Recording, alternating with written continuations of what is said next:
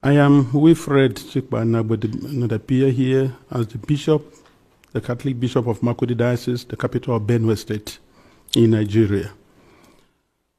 I am the shepherd of one of the 4 dioceses, Catholic dioceses in Benue. We have others, Anglican, Methodist, and Pentecostals, which certainly Benue State has a population of about 6.1 million people, 2 million of whom are those under my care as the Bishop of the diocese. Benue State is about 98% Christian, with very few Muslims living in towns. Nigeria and eventually my diocese and the state of Benue have become, in recent years, one of the most dangerous and insecure places for Christians. Christians and Muslims are nearly evenly divided among Nigeria's large population of over 200 million persons. Islamist extremists are fiercely contesting the possession, control, and governing law of the land, especially in the country's northern and central regions, the latter of which is where Benue is located. There are constant ethnic, political, and religious conflicts over land and allegiance. Constitutionally, we are a secularist country, but our unity has been fragile. Political and religious actions and even public speech have been carefully managed to avoid accusations of religious bias and political tensions. Today, the clear influence of Islamist extremists has changed the traditional social dynamics of tribe, ethnicity, religion, and the social status in Nigeria. Because just recently, at the beginning of the Ramadan fast, 12 states in northern Nigeria have declared closed schools so that they attend to this. And you can imagine, which other country in the world does that? Saudi Arabia is not doing it. Afghanistan is not doing it. Baghdad is not doing it, but then Nigeria is practicing. What kind of Islam are they practicing? 12 states, and not only Muslims are living in these places. What happens with the educational program or curriculum of the country? But this is what we are going through every day in Nigeria. A long-term Islamic agenda to homogenize the population has been implemented over several presidencies through a strategy to reduce and eventually eliminate the Christian identity of half of the population.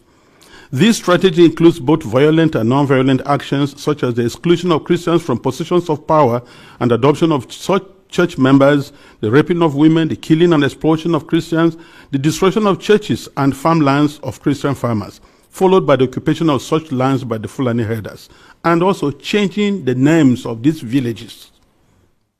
They are taking over the places, so you clearly see an expansionist approach and Islamic, and then they are making the people now flee and leave their villages, and they conquer it.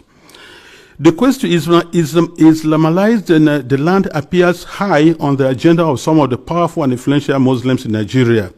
There is a campaign to take land to spread Islam, and there is the hemorrhaging of Christian farmers from the central region of Nigeria and Benue State, and Makurdi Diocese in particular, as they are forced to abandon fertile lands that used to feed the nation, which classify Benue as the food basket of the nation.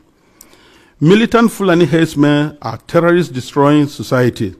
They steal and vandalize, they kill and boast about it. They kidnap and rape, and they enjoy total impunity from the elected authorities. None of them have been arrested and brought to justice.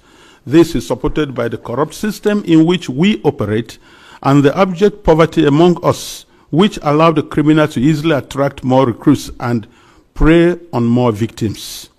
Why is this happening? Is it really a religious war? Like in the past, many jihadists are motivated less by religion than by spoils of war and use their religion to impose themselves.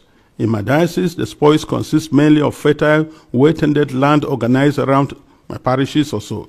The jihadists come and adopt and kill the priests, leaving thousands without support and basic human services. And of course, when they disperse the people, the inhabitants, or the citizens, or the people of the lands, they take over. And any attempt to go back and take care of your farms, surely you get killed. The Makurdi Diocese in Benue State has been the epicenter of the invasion by these herders, who are more like hired guns of cattle oligarchies, who manipulate religion to rally the headers to eliminate the Christian population and cleanse the land in the name of Islam. This objective is behind the relentless attacks against Benue's villages. When we call for help to the police and the army, they do not come. At the end of 2024, several villages were warned by the attackers of the upcoming violence, and the leaders called the police for defense ahead of time, but they did not come, and the Christian massacres, almost customary, took place, killing hundreds in Plateau and Benue, with the worst massacre claiming 47 people. The militant also burned down the 8 Catholic churches of St. Mary's Parish in the Diocese of Boko, which in Benue State, as well as the parish house, clinics, schools, and other houses. The militant Fulani herdsmen bear on defenseless villagers without consequences. They follow orders to conquer, kill, and occupy. They attack even those who have managed to escape into our IDP camps. Thereby, they have no place to run to. And it is unfortunate that the police system in Nigeria, orders have to come from above. And such that once there's a call, and they say they have never responded. And by the time they arrive, these people have left, and the people are now living in the pool of their blood.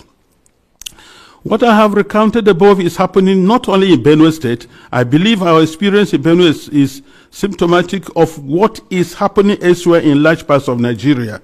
The experience of the Nigerian Christians today can be summed up as that of a church under Islamist extermination.